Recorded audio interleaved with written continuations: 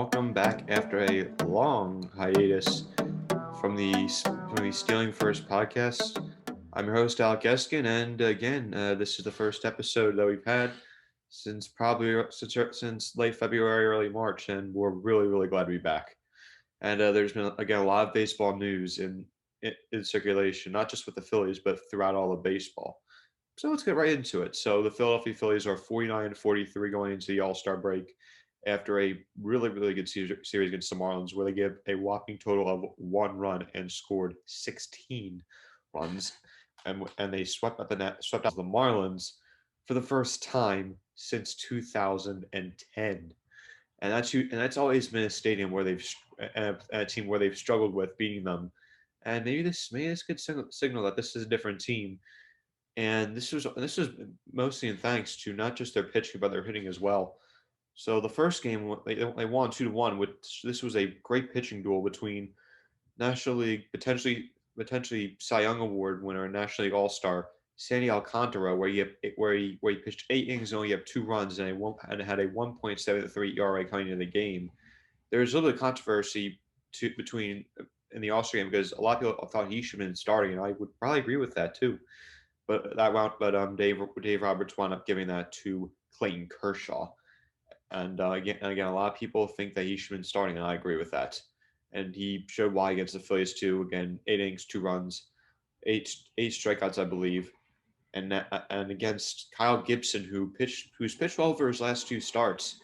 He's had a combined 13 innings, giving up 1 run, gave up 1 run in 6 innings against the Marlins before Brad Hand, Seranthony Dominguez, and I believe it was Andrew Belade closed it out.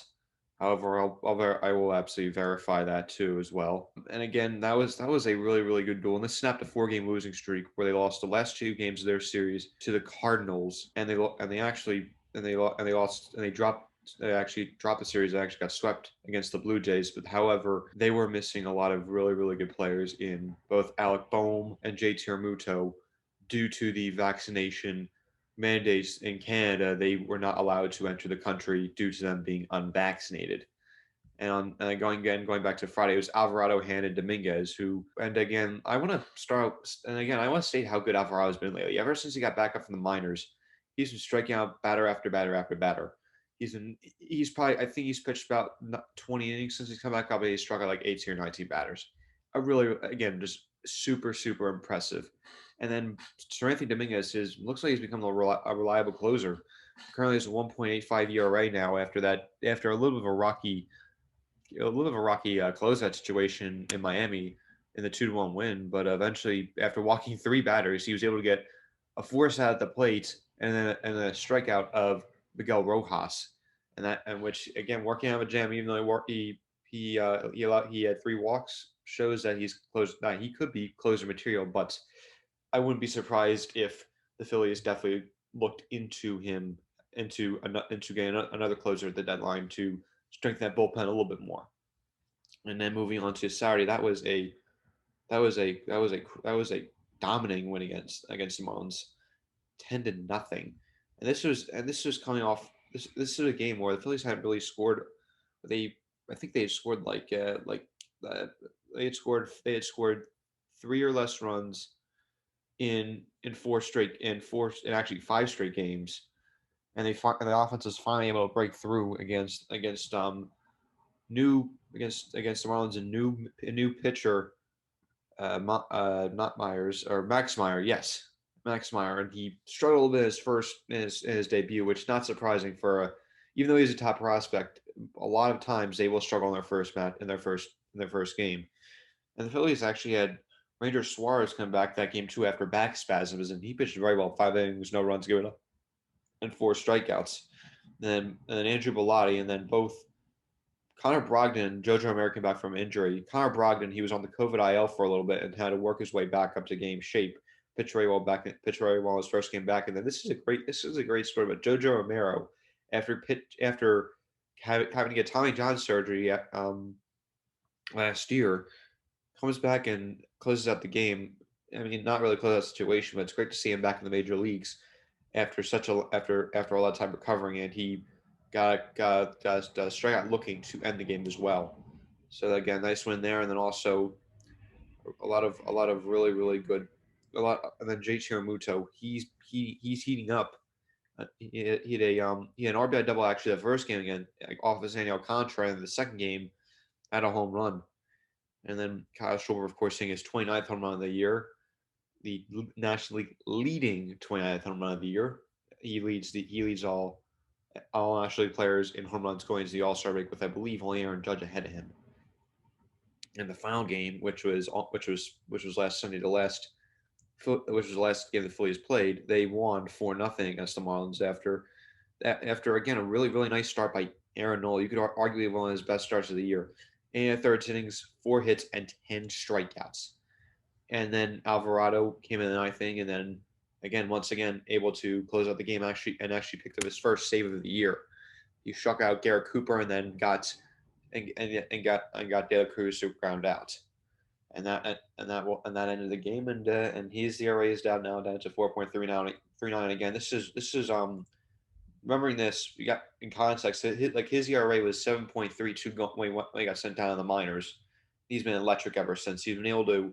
One thing he's been struggling with all of his career is controlling his pitches, and ever since he got back up from the minors, he has been controlling his pitches, and a lot of people keep saying like if he could control his pitches, he could be an all-star, and well, he's certainly pitching like an all-star lately. And then you could argue that Aaron Nola potentially got snubbed too from the All-Star game. He had a 3.13 ERA going into the break, and again, same with Zach Wheeler, 2.89 ERA, and I'm not sure how the selection's made, but it seems very odd that two pitchers, both pitching at an ace level, were not selected, especially considering how well the Phillies have done since again Rob Thompson took over, and again just electric stuff. And then the Phillies 49-43 going in the All-Star break and currently own the third wild card spot as they have a tiebreaker over the Cardinals, and actually they have tiebreakers over many really good teams. Like when they start heating up, they beat a lot of really good teams. So let's see who they have tiebreakers over. So they have a tiebreaker over the Brewers, the Cardinals, the Dodgers, the Padres. They also have won, and they also, I believe that's it for now. But I mean, they could potentially get some more too. The Giants currently hold the advantage over the Phillies. They have a 2-1 advantage over them. However, there's one more series coming up in San Francisco, so that could get tied or broken by the Giants. And then the Giants, they have to win 2 out of 3 to turn the tiebreaker. Phillies all 3.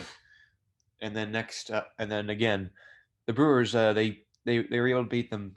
They swept them out in Milwaukee actually, and were able to get the tiebreaker there. And then St.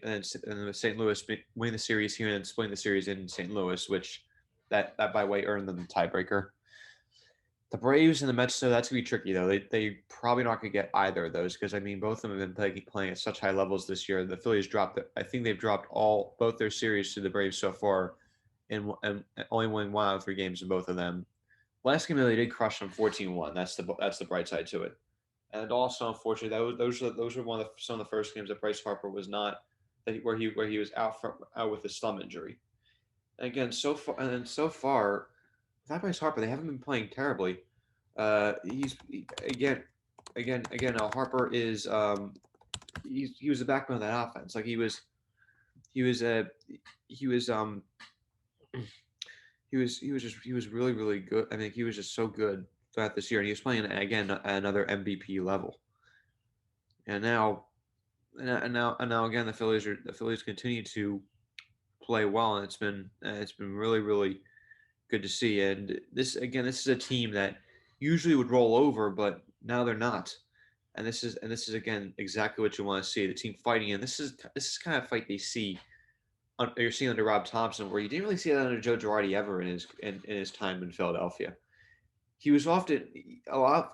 I think the players lost faith in it because of tactical moves, things he did off the field, and a multitude of other things. You could tell like you sort of didn't try. It was weird because players could sense that they didn't have a pulse. I think that Rob Thompson, even though isn't a fiery kind of guy, you can tell he has a pulse. He cares about the team, and he's able to as you call it, uh, direct um, straighten the ship, and he's been doing. And again, the record Phillies record under Rob Thompson has been stellar. I believe he's way over 500. Actually, he's 27-14 ever since he took over, which is really really impressive. And again, that's only his first 9 games. Actually, first 8 games out of the gate. They did win the game before Girard did get fired, which I know as ironic as it is, they fired him after a 5-4 win over the Giants, which if you would have, which I mean, if you would have, it's kind of ironic that they fired him after a win, considering all the horrible losses they had. Like for example, where they're leading 7-1 going in the ninth inning against the Mets, and they managed to lose that game, and I was thinking like I've never seen this before in my lifetime. Well, because I never had seen this before in my lifetime. The last time that kind of situation happened was 1993, before I was born. So yeah, a historically bad loss for them. And that was the game I was thinking like, yeah, you can't let him be a manager for another game.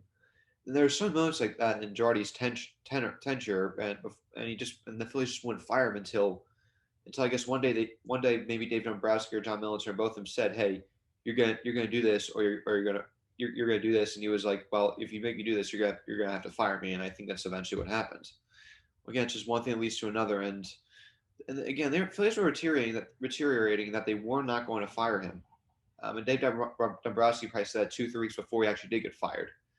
Usually when a general manager has to say that, or a front office person, there's some speculation there that they could get fired. But again, nevertheless, he got fired, and they've been stellar under Rob Thompson, and again, suffering a lot of injuries like Gene Segura and Bryce Harper, both of them. It's been great to see this team fight. Now moving into more national baseball news. The home run derby, the All Star game happened Monday and Tuesday. So on Monday, Schwarber, the number one seed, faced Albert Pujols, number 8 seed, and lost. It was albeit it was impressive that Pujols was able to win that, but a little bit unexpected. Like no one thought that I mean Pujols only had 13 home runs after the first round, and I was saying like, oh yeah, Schwarber isn't going to give me the bonus time. Well, he only tied him after that round, and Pujols began really clutch, took advantage of it, hit 7 home runs in the first overtime round, and able to beat Schwarber by 1 home run. So again, hats off to him. Really impressive win this, and again his last year in the MLB before he retires. And then the overall winner was Juan Soto. He was able to beat I believe Ramiro. It was Pete Alonso in the semifinal round, and then Julio Rodriguez in the final round, who the rookie sensation who's had 18 home runs this year and has been fantastic. A lot of people thought he was really good, but the thing is he's with the Mariners, and that's a team they haven't been with. That's a team that really hadn't has not been good in a while. Actually, they have the longest running playoff drought in over 21 years. Which again, it's just real. It's really again they deserve a good player. So so Juan Soto beat Jose Rodriguez, Pete Alonso, who was looking for his third home run derby win in a row, but was denied that by Soto, and then eventually in the final round beat Julio Rodriguez, again the rookie sensation, and it was really entertaining home run derby. A lot of excitement and a lot of adversity, a lot of really good moments, and just you were always on the edge of your seat. You never knew it was going to happen. Now moving on to the All Star game, unfortunately, like this, it just doesn't really seem like that's there anymore. Like the excitement, like if I had a preference between watching that and the home run derby, I'd watch the home run derby because it seems like there's more effort in that, which is kind of sad in a way because I think that because what the All Star game used to be players trying hard and having fun. That they now they're just trying not to get hurt. Which, I mean, I get that, but they also got to try a little bit more. And again, the American League won for the tenth time in a row, and the National League has not won since 2012. It has only won 3 times in the last 20, and 3 times since 2000. It's just I don't really know why that is. Why the American League keeps being the National League, but keeps happening. And again, it's I don't think it's a reflection on this on like on talent gaps between both leagues, but it is definitely interesting to see. So the National League took a 2-0 lead early on an RBI single by Mookie Betts and then a solo home run by Paul Goldschmidt. But however the American League stormed right back, getting a back-to-back home runs, a 2-run home run by Giancarlo Stanton, then a solo home run by Byron Buxton to give them the lead 3-2, and that wound up being enough for the win. Overall, it was pretty uneventful, but it was. I mean, I guess it was somewhat decent to watch. It was. I can't complain. I just it's more or less just more like publicity, and I did like the like that moments with David Ortiz, Aaron Judge, and Giancarlo Stanton. Where I mean, I'm sure that didn't help tensions with the Yankees when David Ortiz said pay the man, which again they probably should pay the man. Ortiz is 99% of the time correct, and he is right on that.